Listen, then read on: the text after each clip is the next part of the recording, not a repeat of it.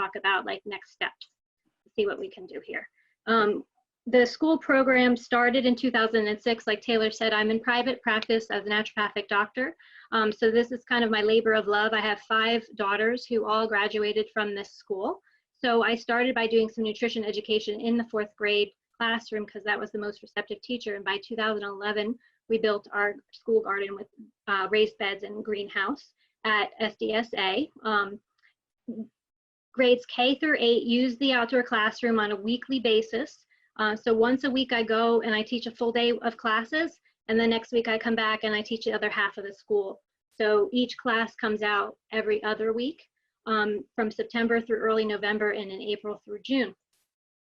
Our program is a curriculum-based garden program, so we are growing food and we have gardening as a key foundation to that, but we have lesson plans that incorporate all these levels of core curriculum. They are tailored to each grade based on their subject matter needs. Not every class or grade gets all of these aspects, but by the time a student goes through kindergarten through 8th grade, they've gotten a pretty full compendium of a lot of layers here. So I just thought to send or share a sample curriculum. This is our 5th grade curriculum right now. We do math in the garden with 5th grade, so we do some pretty interesting lessons that gets them thinking, especially like the inside coordinate grid is kind of cool because they understand graphing, but when we put it out in the 3D world in the garden, there's a big learning curve there, and the teacher really likes this lesson because it gets them a little more adept at that core competency that they have to have in the classroom. There's some artwork and also some local agricultural kind of eating in season lessons in 5th grade as well. Our focus, of course, is on hands-on learning. As you can see, we get our hands dirty. The kids really have some focus on critical thinking and independent work. Very different than in the classroom where a teacher can guide each student through each step of the way.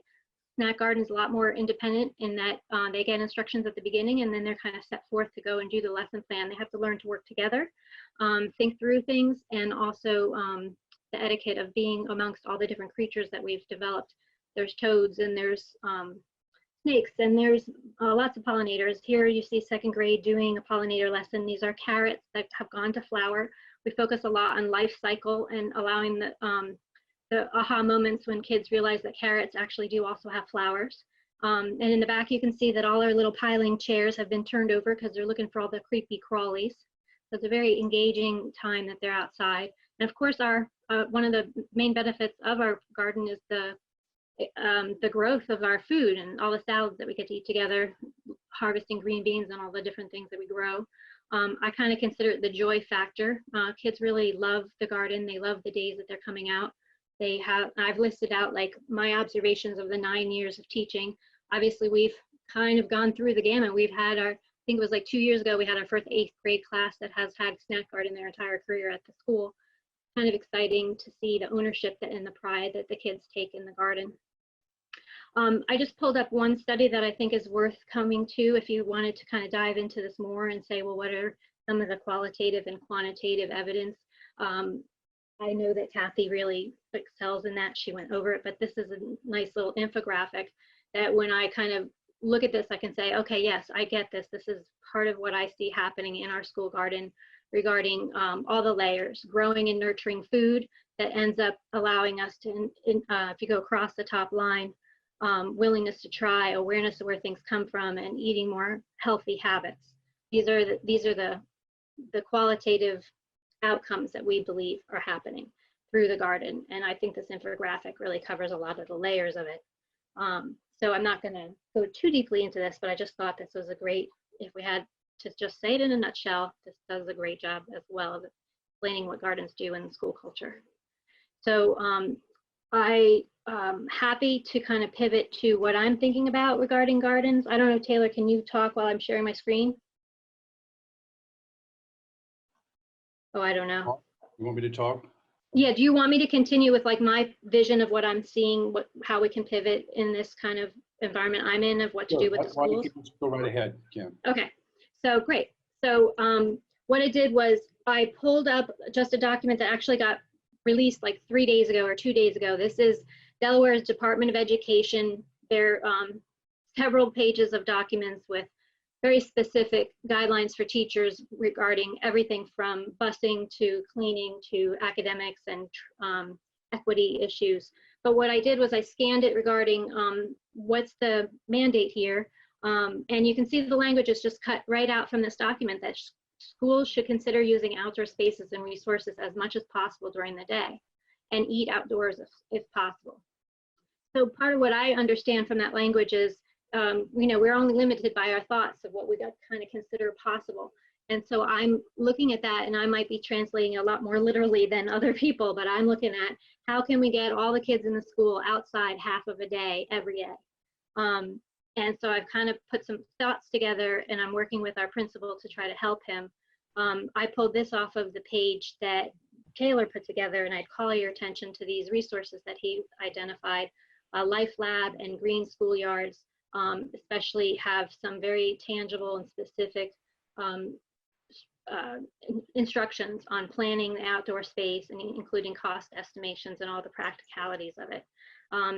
This is a great PDF that they have of like showing 6 feet social distancing of how we build that space out in the classroom outside. These are, I mean, I know we're a coastal community, but these are the pilings that we use.